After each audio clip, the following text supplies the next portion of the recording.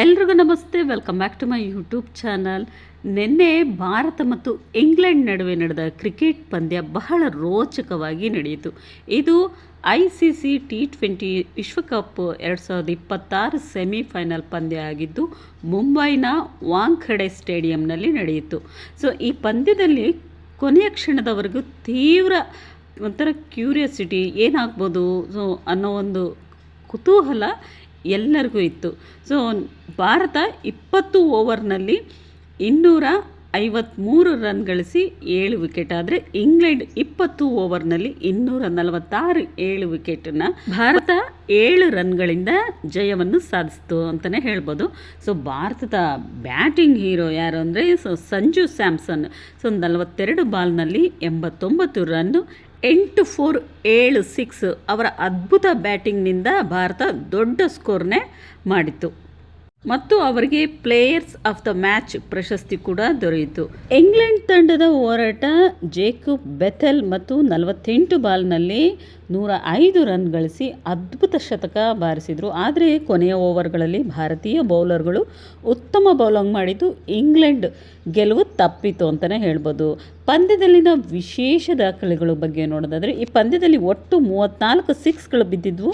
ಇದು T20 ವಿಶ್ವಕಪ್ ಇತಿಹಾಸದಲ್ಲೇ ಅತಿ ಹೆಚ್ಚು ರನ್ಗಳನ್ನು ಪಂದ್ಯಗಳಲ್ಲಿ ಒಂದಾಗಿದೆ. ಸೊ ಪಂದ್ಯದಲ್ಲಿನ ಟರ್ನಿಂಗ್ ಪಾಯಿಂಟ್ ಏನು ಅಂತೇಳಿ ನೋಡೋದಾದರೆ ಕೊನೆಯ ಓವರ್ಗಳಲ್ಲಿ ಜಸ್ಮಿತ್ ಬೂಮ್ರಾ ಮತ್ತು ಹಾರ್ದಿಕ್ ಪಾಂಡ್ಯ ಒತ್ತಡದ ಬೌಲಿಂಗ್ ಮಾಡಿ ಇಂಗ್ಲೆಂಡ್ ತಂಡದ ರನ್ ರೇಟನ್ನು ಕಡಿಮೆ ಮಾಡಿದರು. ಇದರ ಫಲವಾಗಿ ಭಾರತ 7 ರನ್ ಅಂತರದಲ್ಲಿ ಗೆಲುವು ಸಾಧಿಸಿತು.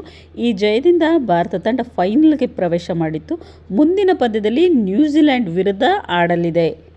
ಇನ್ನು ಇಂಡಿಯಾ ಗೆಲ್ಲಲು ಪ್ರಮುಖ ಆಟಗಾರರ ಬಗ್ಗೆ ನೋಡೋದಾದರೆ ಸೊ ಅವರ ಪ್ರದರ್ಶನವೇ ಭಾರತದ ಗೆಲುವಿನ ಪ್ರಮುಖ ಕಾರಣವಾಯಿತು ಅಂತಲೇ ಹೇಳ್ಬೋದು. ನಂಬರ್ 1 ಸಂಜು ಸ್ಯಾಮ್ಸನ್ ಭಾರತ ಬ್ಯಾಟಿಂಗ್ನಲ್ಲಿ ಅತ್ಯುತ್ತಮ ಪ್ರದರ್ಶನ ನೀಡಿದರು. ವೇಗವಾಗಿ ರನ್ ಗಳಿಸಿ ತಂಡಕ್ಕೆ ದೊಡ್ಡ ಸ್ಕೋರನ್ನೇ ಕಟ್ಟಿಕೊಟ್ರು. ಸೊ ಅವರ ಆಕ್ರಮಣಕಾರಿ ಶಾಟ್ಗಳಿಂದ ಇಂಗ್ಲೆಂಡ್ ಬೌಲರ್ಗಳು ಒತ್ತಡಕ್ಕೆ ಒಳಗಾದರು. ಈ ಕಾರಣಕ್ಕೆ ಅವರಿಗೆ ಪ್ಲೇಯರ್ಸ್ ಆಫ್ ದ ಮ್ಯಾಚ್ ಪ್ರಶಸ್ತಿ ಕೂಡ ಸಿಕ್ಕಿತು. ಇನ್ನು ಎರಡನೇದಾಗಿ ಜಸ್ಮಿತ್ ಬೂಮ್ರಾ ಕೊನೆಯ ಪಂದ್ಯ ಓವರ್ಗಳಲ್ಲಿ ಅದ್ಭುತ ಬೌಲಿಂಗ್ ಮಾಡಿದರು. ಇಂಗ್ಲೆಂಡ್ ಬ್ಯಾಟ್ಸ್ಮನ್ಗಳು ದೊಡ್ಡ ಶಾಟ್ ಹೊಡೆಯಲು ಅವಕಾಶ ಕೊಡಲಿಲ್ಲ. ಅವರ ಯೋಕರ್ಸ್ಗಳು ಮತ್ತು ನಿಖರ ಲೈನ್ ಲೆಂತ್ ಪಂದ್ಯದಲ್ಲಿ ಭಾರತ ಕಡೆ ತಳ್ಳಿತು ಅಂತಲೇ ಹೇಳ್ಬೋದು. ಇನ್ನು ಮೂರನೇದಾಗಿ ಹಾರ್ದಿಕ್ ಪಾಂಡ್ಯ ಬ್ಯಾಟಿಂಗ್ ಮತ್ತು ಬೌಲಿಂಗ್ ಎರಡರಲ್ಲೂ ಸಹಾಯ ಮಾಡಿದರು. ಮುಖ್ಯ ಸಮಯದಲ್ಲಿ ವಿಕೆಟ್ ಪಡೆದು ಇಂಗ್ಲೆಂಡ್ ತಂಡದ ವೇಗವನ್ನು ಕಡಿಮೆ ಮಾಡಿದರು. ಫೀಲ್ಡಿಂಗ್ನಲ್ಲಂತೂ ಉತ್ತಮ ಕ್ಯಾಚ್ಗಳನ್ನು ತೆಗೆದುಕೊಂಡ್ರು ಅಂತಲೇ ಹೇಳ್ಬೋದು. ಇನ್ನು ನಾಲ್ಕನೇದಾಗಿ ಸೂರ್ಯಕುಮಾರ್ ಯಾದವ್ ಮಧ್ಯ ಕ್ರಮದಲ್ಲಿ ವೇಗವಾಗಿ ರನ್ ಗಳಿಸಿ ತಂಡದ ಸ್ಕೋರನ್ನು ಹೆಚ್ಚಿಸಿದರು. ಕ್ರಿಯೇಟಿವ್ ಶಾಟ್ಗಳಿಂದ ಪ್ರೇಕ್ಷಕರನ್ನು ಮೆಚ್ಚಿಸಿದರು ಅಂತಲೇ ಹೇಳ್ಬೋದು. ಸೊ ಬ್ಯಾಟಿಂಗ್ನಲ್ಲಿ ಸ್ಯಾಮ್ಸನ್, ಮಧ್ಯಕ್ರಮದಲ್ಲಿ ಸೂರ್ಯಕುಮಾರ್ ಮತ್ತು ಬೌಲಿಂಗ್ನಲ್ಲಿ ಬೂಮ್ರಾ ಮತ್ತು ಹಾರ್ದಿಕ್ ಪಾಂಡ್ಯ ಅವರು ಅದ್ಭುತ ಪ್ರದರ್ಶನ ಭಾರತದ ಈ ರೋಚಕ ಪಂದ್ಯವನ್ನು ಗೆದ್ದಿತು ಅಂತಲೇ ಹೇಳ್ಬೋದು. ಇನ್ನು ಈ ಪಂದ್ಯದಲ್ಲಿ ಟರ್ನಿಂಗ್ ಪಾಯಿಂಟ್ ನೋಡೋದಾದರೆ ಇಂಗ್ಲೆಂಡ್ ನಾಯಕ ಹ್ಯಾರಿ ಬ್ರೋಕ್ ಆರಂಭದಲ್ಲೇ ಸ್ಯಾಮ್ಸನ್ ಕ್ಯಾಚ್ ಬಿಟ್ಕೊಟ್ರು. ಸೊ ನಂತರ ಸ್ಯಾಮ್ಸನ್ ದೊಡ್ಡ ಇನ್ನಿಂಗ್ಸ್ ಆಡಿದರು. ಇದು ಪಂದ್ಯ ತಿರುವು ತಂದ ಕ್ಷಣ ಅಂತಲೇ ಹೇಳ್ಬೋದು. ಇನ್ನು ಬೌಲಿಂಗ್ ಹೀರೋಗಳಂದರೆ ಹಾರ್ದಿಕ್ ಪಾಂಡ್ಯ 2 ವಿಕೆಟ್, ಜಸ್ಪ್ರೀತ್ ಬೂಮ್ರಾ ಕೊನೆಯ ಓವರ್ಗಳಲ್ಲಿ ಒತ್ತಡದ ಬೌಲಿಂಗನ್ನು ಮಾಡಿದರು. ಇನ್ನು ಈ ಪಂದ್ಯದಲ್ಲಿ ವಿಶೇಷ ದಾಖಲೆ ಅಂತಲೇ ಹೇಳ್ಬೋದು. ಒಟ್ಟು 499 ರನ್ ಬಂದರು. ಒಟ್ಟು 34 ಸಿಕ್ಸರ್ಗಳು ಬಂದಿದ್ವು.